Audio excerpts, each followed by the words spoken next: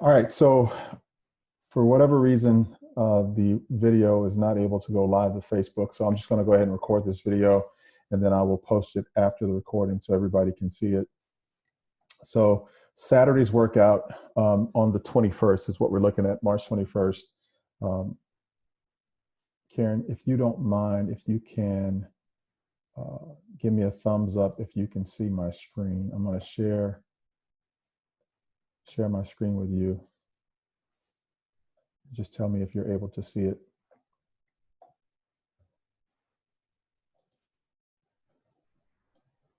Can you see my screen? All right, perfect. All right. So Saturday, the warm up we have, if you're going to be doing it by yourself, you're going to have a nice 400-meter jog. If you are recruiting some friends and doing a sort of a community or partner day, you could definitely exercise some social distancing with an Indian run. So you can just basically take a light ball or a medicine ball if you have one, or you can take a pillow, just something that you don't mind. If somebody drops it, you won't get upset with them. You'll start with the line, and as you run, the person in the front of the line will toss the pillow up in the air. The next person catches it, and then the first person who tossed the pillow goes around and gets at the end of the line. And you just keep repeating that pattern for 400 meters. But if you don't have that, you'll just jog a 400-meter and call it a day with that part of the warm-up. After the warm-up, you're going to go into a set of lunges, just walking lunges, making sure that you stay nice and tall, vertical with your torso, back knee touches the ground. You're going to do 20 reps. That's approximately 10 reps on each leg. And then from there, you have ab mat sit-ups. If you don't have an ab mat, you can just use just a mat or use a floor or carpet. Whatever you have available to you, you can do that with the sit-ups. And I'll have description videos for each of these movements if you have any questions. Dumbbell press. If you don't have dumbbells, you can use kettlebells, or you can use 2 cans of tomato paste, or 2 milk jugs, or 2-gallon jugs of water. Whatever you need. This shouldn't be super heavy. It should be actually really light, because you're wanting to go through the full range of motion for each of these movements, moving nice and deliberately at a really solid pace. You're not trying to be very, very fast. You just want to be smooth and steady with the warm-up. Excuse me. And after that, I want you to spend some time working on your handstand. So handstand push-up prep. There's going to be a couple of videos in the description that I post to Facebook that goes over what that handstand push-up needs to look like, as well as any progressions for scaling. So we look at pike push-ups or pike handstand push-ups. You can do pike push-ups from the floor. You can do pike push-ups from a box. If you don't have a box, you can put your knees on an ottoman or a chair or a stool. Anything that will help elevate you in a position where you get into the right angle and alignment to be able to work on handstand push-up strength. So you'll work on that, just practice that for a little while, and then you'll, after you've kind of gone through that and make sure you don't get super tired, you have time to start setting up for the workouts. So we have the workout Frozen Peas. It is a run buy-in followed by an AMRAP. And so it's a 16-minute total workout. The buy-in is a part of the 16 minutes. So 3, 2, 1, go. You could set a timer for 16 minutes. Again, 3, 2, 1, go. The timer starts, and you start off with your 800-meter run. You could run whatever distance is comfortable for you. So if you feel like 800, it's going to probably be too much, you can take it down to 600 or take it down to 400. But you want to make sure that it's going to be a run that's going to challenge you. It shouldn't take you longer than anywhere from 6 to 8 minutes, or 4 to 8 minutes, I would say, if you're going to do the full thing.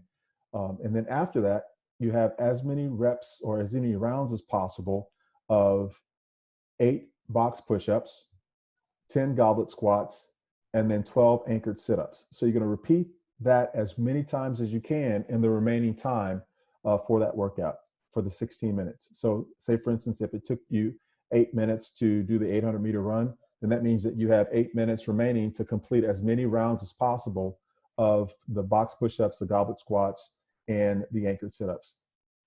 Now, with the box push-ups, you have a lot of options there.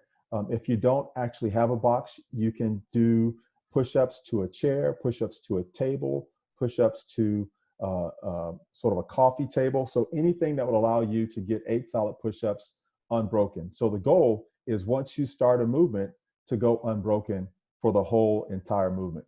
So you want to make sure that you're smooth and you're steady, taking deep breaths before you start the next movement so that you're not gassed when you finish and you're getting ready to go to the next movement. You're not trying to get completely gassed with this. This is something that you want to be moving steady for the whole remaining time that you have left after you've done the run.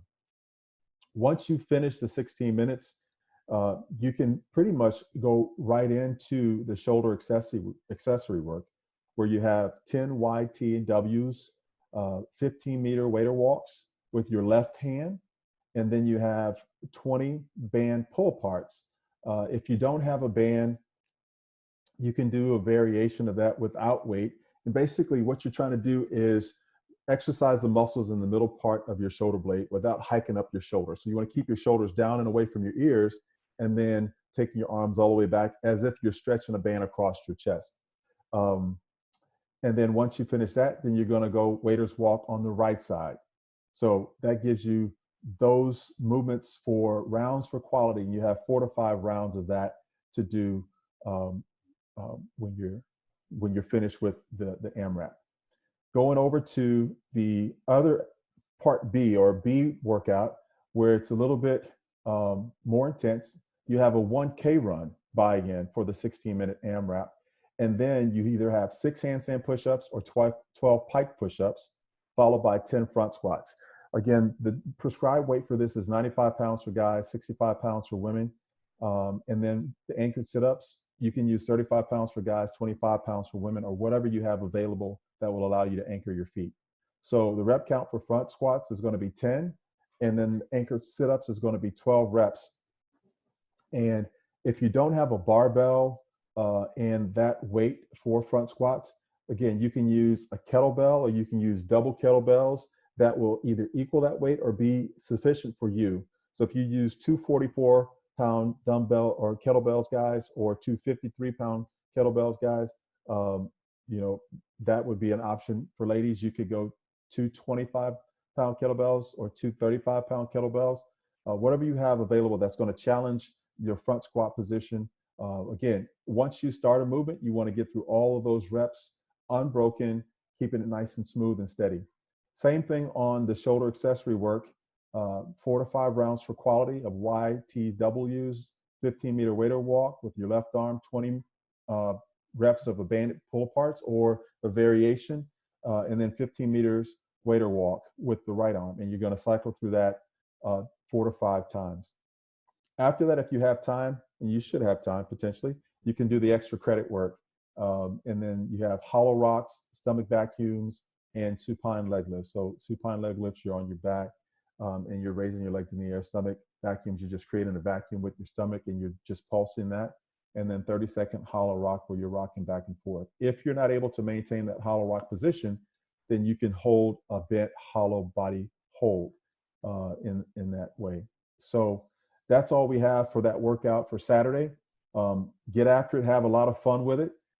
Karen, do you have any questions for me?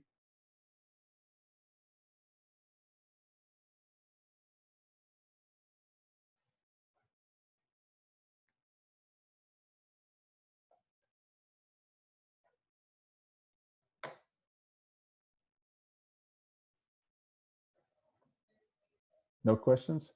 Awesome. Cool. Well, I'm going to go ahead and shut off the recording. For whatever reason, we never did get live on Facebook, and I'm not sure exactly what happened there. I might have had the same challenge that Kyle had, but he was able to figure